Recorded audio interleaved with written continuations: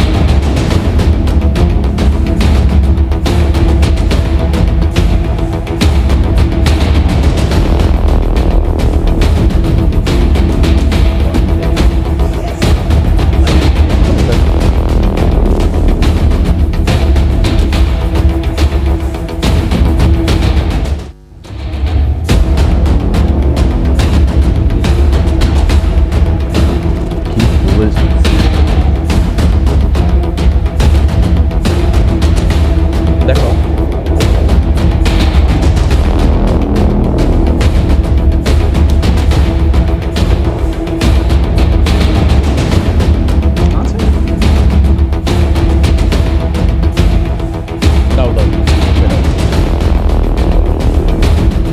The Galaxy house কেমন লাগলো সবার? একজন তৃণমূলের পঞ্চায়েত উপপ্রধানের বাড়ি। তবে পঞ্চায়েত উপপ্রধানের এটা কি পৈতৃক ভিটে? বাবা কি কয়েকশো কোটি টাকার মালিক ছিলেন? বিস্তারিত আমরা জানি না। আমরা আশা করি এই প্রোগ্রামে সুমনদাও জানবেন না, হয়তো দীপঙ্কর দাও জানবেন না, হয়তো জানতে পারেন একমাত্র নীলাঞ্জন দা, কারণ যেহেতু ওনার দলের লোক। দাদা, ওনার কি কোনো অন্য রোজগার ছিল? মানে আমরা বাড়িটা দেখালাম, ছবিটা পেয়েছি, এই ব্যক্তি তোলাবাজির অভিযোগে গ্রেপ্তার হয়েছেন, নাম প্রসেনজিৎ দাস, প্রশাসনিক ডেজিগনেশন মানে এতে বন্দিপুর উপপ্রধান পঞ্চায়েতের। কিন্তু আমি এখনো জানি না যে ওনার এই বাড়ি এটা কি পঞ্চায়েতের পয়সায় করা নাকি অন্যান্য কোনো বড় রোজগার ছিল, আমি জানি না দাদা। আমি আপনাকে জিজ্ঞেস করছি, আমি নিজে স্যারেন্ডার করছি, আমার কাছে ইনপুট দিতে পারেনি আমার লোকেরা। আমিও এই বিষয়টা সারেন্ডার করছি। আমিও জানি না যে টাকার না জানাটাই স্বাভাবিক। আপনি যেহেতু সেটা সরকার বলতে পারবে, সরকার একটু ইনভেস্টিগেশন করুক। আপনাদের কাছে আমার দুটো প্রশ্ন। এক হচ্ছে বিজেপির কাছে প্রশ্ন যে ইনি কি ভালো তৃণমূল না খারাপ তৃণমূল? কারণ বিজেপি তো এখন ভালো তৃণমূলদের জন্য দরজা জানলা খুলে দিয়েছে, তো ওই জন্য জিজ্ঞাসাটা করলাম যে এই সমস্ত এলিমেন্টগুলো কি তারা নেওয়ার জন্য তৈরি? প্রথম কথা। দ্বিতীয় প্রশ্নটা হচ্ছে যে আপনারা একটু ইনভেস্টিগেটিভ জার্নালিজম করুন, আপনারা একটু দেখুন তো বিজেপিরও তো জায়গায় জায়গায় প্রচুর পঞ্চায়েত প্রধান উপপ্রধান রয়েছে, তাদের একটুখানি মানে তারা কিরকম থাকেন একটুখানি যদি বিভিন্ন জায়গায় বলতে আমাদের পশ্চিমবঙ্গের মধ্যে না বাইরে, বাইরের রাজ্য বলছেন না পশ্চিমবঙ্গে, তার মানে 4 তারিখ অবধি আপনার প্রশাসন ছিল, আপনি বার করতে পারেন, এখন আমাকে রাস্তায় বেরোতে হবে এই বয়সে। আমার তো এনি ইন্টারেস্ট ছিল না। আর তৃণমূল কংগ্রেস এই বয়সে এখন আপনি বলছেন আপনি বেরোন রাস্তায়। তৃণমূল কংগ্রেস তো গিয়ে বিজেপি বা অন্যান্য বিরোধীদের কার কি সম্পত্তি আছে বা কি আছে সেই নিয়ে তো কাউকে অ্যারেস্ট করেনি। সেটাই, নিজেরা সম্পত্তি বাড়ানোর চেষ্টা করেছিলেন। মমতা বন্দ্যোপাধ্যায় তো এতই উদার ছিলেন, সত্যি তাই। বাবা, সত্যি তাই। যারা খুন করেছে, হাত কেটে দিয়েছে, একদম। তৃণমূল কংগ্রেস তো উদারের ঠেলায় ফুলচাঁদ শেখ, তপন কান্দু সব পৃথিবী ছেড়ে চলে গেছে। আর ওই এত উদার মমতা বন্দ্যোপাধ্যায়। তাপস মণ্ডলের বাগান বাড়ি, শান্তনু সিনহা বিশ্বাসের প্রসাদের মতো বাড়ি, প্রশান্ত বর্মন আপনাদের সময়কার ভিডিও। আরে দিলীপ মণ্ডলকে ভুলে যাচ্ছেন কেন? বাড়ির ভিতরে স্ট্যাচু। দিলীপ মণ্ডলের বাড়ি অসাধারণ দাদা, অসাধারণ। বিজেপি মুখপাত্রকে আমার নিজের খুব ভালো লাগে যে সত্যি যদি এত হাই প্রোফাইল একটা রাজনৈতিক দল হয় যেখানে এত লোক, কি বাড়ি ছোট করে দেখালে কেউ বুঝতে পারে, বড় করে দেখাও দিলীপ মণ্ডলের বাড়ি। কালীঘাট পুলিশ স্টেশন হ্যাঁ, এই যে কি সুন্দর বাড়ি দেখুন, রিসর্টের মতো। এর আগেরটা ছিল পুরো কর্পোরেট ফর্মে তৈরি বাড়ি, এখানে আবার সুইমিং পুল, কত সুন্দর। গৌতম পালের বন্দুকটা দেখান। কোনটা? গৌতম পালের বন্দুক, ওটাও সুন্দর দেখতে। গৌতম পালের বন্দুক? হ্যাঁ, তার আগে তো মসলন্দপুরের অজিত সাহার 200 রাউন্ড গুলি দেখাতে হবে। তাও 700 রাউন্ড, হ্যাঁ 700 রাউন্ড, ECI 600 রাউন্ড গুলি। শুভেন্দু অধিকারী তাকে তার সিএমও তে পোস্টিং দিল। এই বেশ। দেবাশিস, তোমরা সেই রাজীব শেখ আরে না ভাই। কি নাম তাকে ভুলে যাচ্ছ? কে? দুই বউ, হ্যাঁ। বড় বউয়ের একটা তাজমহল, ছোট বউয়ের একটা তাজমহল। সব। জিজ্ঞেস করা হয়েছিল আপনার পাশাপাশি দুটো বাড়ি কেন, বললে এটা বড় বউয়ের জন্য এই তাজমহল, ছোট বউয়ের জন্য এই তাজমহল। সেও এরকম এক গ্রাম পঞ্চায়েত প্রধান কেন প্রধান বললেন? করছিল। প্রধান। আমার কথা নেই। দীপঙ্কর দা, হ্যাঁ। নন্দীগ্রামের সেই নেতা কি আবু তাহের নাকে তার বাড়ি দেখে মমতা ব্যানার্জি বাড়িতে না ঢুকে বেরিয়ে চলে গেছিলেন, মনে আছে? হ্যাঁ, আবু আরে তাহের নাম সেসব- এক্ষুনি আর মনে আসছে না। হ্যাঁ। ওই বিখ্যাত নাম আর কি, হ্যাঁ। কর্মাধ্যক্ষ ছিল নন্দীগ্রামে। হ্যাঁ, হ্যাঁ, একদম। আবার শুভেন্দু দাদার এগেনস্টে অনেক কিছু বলেছিল। হ্যাঁ, হ্যাঁ। আর সে সময় মনে হয় একটুখানি বুঝতে ভুল হচ্ছিল তৃণমূলের। আর এসব তৃণমূল সম্পর্কে না বলাই ভালো। কিন্তু এই প্রাসাদ নিয়ে বলছেন কার বাড়িতে নাকি কানাডা থেকে ঝাড় লন্ডন আছে। সে তো আপনার হাওড়াতে অরূপ রায়ের অনুগামী যে, সেই তো হ্যাঁ, কানাডার শামীম আহমেদ। শামীম আহমেদ তার প্রাসাদের নিচে বা বাড়ির নিচে প্রাসাদ। সে অত মাটি উঠে কোথায় গেল, মাটিগুলো কোথা থেকে তুলে মানে কালীঘাটি দিয়ে এসেছিল, তার জন্য মানে প্রাসাদ তৈরি করতে পেরেছি। মানে দাদা সত্যি party with difference। বন্দিপুরটা এখান থেকে বেশি দূর না, আপনার এখান থেকে ভাবতে খুব হবে, হ্যাঁ। সম্ভবত সোজা যদি যান 4-5 কিলোমিটারের মধ্যে যাওয়া যাবে, আধা ঘন্টায় আপনি আমি ঘুরে চলে আসতে পারবেন। আর এই যে প্রসেনজিৎ বাবু পঞ্চায়েতের উপপ্রধান, এ দায়িত্ব যদি বিজেপি সরকারকে নিতে হয়, বিজেপি সরকার খুঁজে বের করবে এরা চুরি করবে, এরা ডাকাতি করবে, এরা বন্দুক রাখবে, এরা লুট করবে, এরা পাট খেতে টাকা রাখবে, এরা ধর্ষণ করবে, এরা পার্ক স্ট্রিট ঘটাবে, এরা কান্দুনি ঘটাবে, এরা আর্জিকর ঘটাবে। আর এদের এইগুলোকে খুঁজে বের করার দায়িত্ব বর্তমান ভারতীয় জনতা পার্টির সরকার। আর নির্লজ্জ, বেহায়া, চোর, তোষণকারী বেশ, একটা বিরতি একটা নিই। সরকার বিগত 15 বছরে বাংলায় থেকে গেছে। আর বাংলার লোকের জীবন ওষ্ঠাগত করে দিয়েছে। একটা- বেকারদের চাকরি চুরি, ঠিক বালি চুরি, কয়লা চুরি, পাথর চুরি। দাদা আমি বিরতি নিয়ে তাদের ফিরবো। ওইরা- আমি বিরতি নিয়ে ফিরছি দীপঙ্কর দা, 1 মিনিট। কিন্তু না বলবেন, আপনি তো টানা বলছেনই, কোনো অসুবিধা নেই, আপনি তো বলবেন। কিন্তু প্রশ্ন হচ্ছে যে একটা জায়গায় পুলিশের প্রতি আপত্তি রয়েছে আমাদের এখনো পর্যন্ত, এই রাজ্য পুলিশের। সেটা হচ্ছে প্রচন্ড গরমের কথা চিন্তা করে কিছু কিছু নেতাকে হাফ প্যান্ট আর গেঞ্জিতে অ্যারেস্ট করছেন। এটা ঠিক নয়। যে অপরাধী তাকে এই কমফোর্টটা দেওয়া আমার মনে হয় উচিত না। হাফ প্যান্ট পরে আরাম করে গেঞ্জি পরে রাস্তা দিয়ে হাঁটতে হাঁটতে যাচ্ছে, এটা মনে হয় পুলিশ কি ঠিক করছেন? আমি আসবো বিরতির পর, ফিরে এসে আলোচনায় থাকবো, সঙ্গে থাকবো।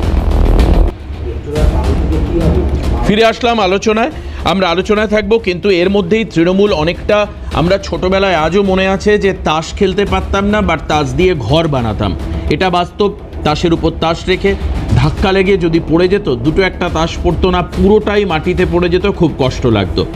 কিন্তু আজকে অনিয়ম, বেনিয়ম, দুর্নীতি, এতে যদি দল ভাঙে, তো আমার মনে হচ্ছে যে হয়তোবা দুর্নীতি শেষ হচ্ছে। কোনো একটা দল নয়, বরঞ্চ দুর্নীতি, তোলাবাজি, অবক্ষয়, সামাজিক অনুপ্রবেশকারী, এই ইতিহাস, এটা শেষ হচ্ছে, এটা ডিসলভ হচ্ছে আমার যা দেখে মনে হচ্ছে। আমি জানি না কে কি বলবেন। আমি প্রথম যাব নীলাঞ্জনের কাছে। নীলাঞ্জন, আজকেই শান্তনু সেন, গতকাল অরূপ চক্রবর্তী, সুশান্ত ঘোষ, একদিকে কাকুরি ঘোষ দস্তিদার, আমি ছোট বড় আরও নেতার কথা বলবো না, দলে তো আর মানে আদতে থাকলো কি? এই তো আমরা আছি, আমরা তো লড়ছি। আর যারা এই বেরিয়ে যাচ্ছে এখন, তাদের নিশ্চয়ই ভিতরে কোথাও ভয় আছে। তারা মমতা নিশ্চয়ই বন্দ্যোপাধ্যায়কে কোথাও কবিতা লিখতে হচ্ছে গিরগিটি বলে। না অবশ্যই এরা গিরগিটি না তো কি, এদের গিরগিটিও এদের দেখে লজ্জা পাবে। এদের দেখে লজ্জা পাবে গিরগিটি। আমি নিজে বলছি, এরা বড় নেতা হতে পারেন। কার জন্য নেতা হয়েছেন? মমতা ব্যানার্জির জন্য। তাকে আজকে দল একটুখানি এবং এমন কিছু খারাপ পরিস্থিতিতে, আপনি একটু আগে খুব রাইটলি বলছিলেন যে তৃণমূল কংগ্রেসের এখনো 80 জন বিধায়ক রয়েছেন, সংসদে প্রায় 42 জন সাংসদ। তো 42 তাদের জন আবার কোথা থেকে এত আসছে ভয়। আপনাদের? তো তারা বেরিয়ে যাচ্ছেন, তাদের নিশ্চয়ই 42 জন বেরিয়েছেন এমন নাকি? কিছু ভয় রয়েছে, তাদের নিয়ে ভয় নিয়েছে কাজ আমাদের করছে গুলো। যে এমন কিছু করেছি যেটা নতুন সরকার এসে আমাকে ধরবে। এই ভয়ের জায়গা থেকে তারা আজকে এই ধরনের পদক্ষেপ নিচ্ছেন। এবং এটা শুধু নেতা, মন্ত্রী, সাংসদ এরা নন, দলের কিছু মুখপাত্র যারা বড় বড় লেকচার মারছেন এতদিন অভিষেক বন্দ্যোপাধ্যায় ক্যামাক স্ট্রিটের অফিসের বাইরে হত্যে দিয়ে পড়ে থাকতে, জন্মদিনে বড় বড় কেক, গিফট এইসব নিয়ে দাদা দেখা এ তো দিতে হতোই, দাদাকে সন্তুষ্ট না করলে তো চলবে না, না? কর্মীরা পারতো না। কিন্তু দলটার নাম তৃণমূল কংগ্রেস, তৃণমূল স্তরের আমাদের মতো কর্মীরা মমতা বন্দ্যোপাধ্যায়, অভিষেক বন্দ্যোপাধ্যায়ের সাথে আছে। যতদিন আছি ততদিন এই দল কিচ্ছু হবে না। মমতা বন্দ্যোপাধ্যায়, অভিষেক বন্দ্যোপাধ্যায় যতদিন আছেন, এটাই দল। দল মানে নেত্রী এবং কর্মী, এই নিয়ে দল চলে। মোটামুটি এই যারা একটা চলে যাচ্ছে, আমি বলবো এতে দল শুদ্ধ হচ্ছে, দল থেকে একটা ব্যাড ব্লাড বেরিয়ে যাচ্ছে। এর জন্য আমি অত্যন্ত খুশি। যত তাড়াতাড়ি আরো যারা যাবো যাবো মনে করছেন, পাঁচিলে টাচিলে বসে আছেন, পাঁচিল থেকে মানে সত্তর নেমে পড়ুন। বিজেপি দাদা কি বলবেন? সুমন দাকে বলি, লাস্টে আমি দীপঙ্কর দার গায়ে যাবো। সত্যি এটা নীলাঞ্জন মনে করছেন দল শুদ্ধ হচ্ছে, শুদ্ধিকরণ চলছে? নীলাঞ্জনের কথাগুলো অরূপ, শান্তনু সেনরা শুনতে পাচ্ছে কিনা আমি জানি না। যাই হোক, ওরা না হয়তো শুনবে, যখন পাবলিক ডোমেনে বলছে আজ না হয় কাল শুনবে হয়তো ওরা। দেখুন, এই যে ইস্তফাগুলো হচ্ছে, সিরিয়াল রেজিগনেশন, এটা হচ্ছে মরাল ব্রেকডাউন থেকে। দিনের পর দিন তারা কি দেখেছে, তাদের নেত্রী কোনো দুর্নীতি, সবসময় দুর্নীতিকে ব্যাকআপ দেয়। কোনো ধরনের ধর্ষণ হলে, মহিলাদের উপরে অত্যাচার হলে যারা সেটার প্রতিবাদ করে, হয় তারা ট্রান্সফার হয়ে যায়, তারা কম্পালসারি ওয়েটিংয়ে চলে যায়, এবং সেই ঘটনাকে বাংলার মহিলা মুখ্যমন্ত্রী ডিফেন্ড করার চেষ্টা করেন। এটা আজকে নয়, যারা আমি শেষ করে নীলাঞ্জন, আমি তোমায় ইন্টারাপ্ট করিনি। আমি একটা সিম্পল এক্সাম্পল দিচ্ছি। আজকে তো আপনারা দিলীপ মণ্ডলের বাড়ি দেখাচ্ছেন, ওই বন্দিপুরের বাড়ি দেখাচ্ছেন, অনেক বাড়ি দেখাচ্ছেন। আজ থেকে 7 বছর আগে নদিয়ার চাপড়ার তৃণমূল নেতা রাজীব শেখ 2 বউয়ের জন্য 2টি তাজমহল বানিয়েছে। আজকের কথা বলছি, 7 বছর আগের কথা, 7 বছর আগের কথা বলছি। বিষয়টা হচ্ছে এইটা ওদের কালচার, মজ্জায় ঢুকে গেছে। একদম পয়সা রোজগার করতেই হবে, বেআইনিভাবে পয়সা রোজগার করতে হবে। দিদি যতদিন বেঁচে আছে লুটে পুটে খেলে, দিদি না থাকলে আর আমাদের খুঁজে পাওয়া যাবে না।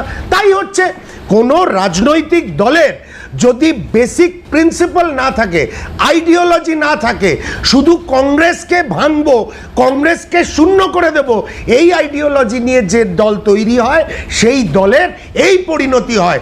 মমতা বন্দ্যোপাধ্যায়, শুনে রাখুন বাংলার মানুষ আর দর্শকরা, মমতা বন্দ্যোপাধ্যায় যে ঘরে ঢুকেছে আর জীবনে বেরোতে পারবে না।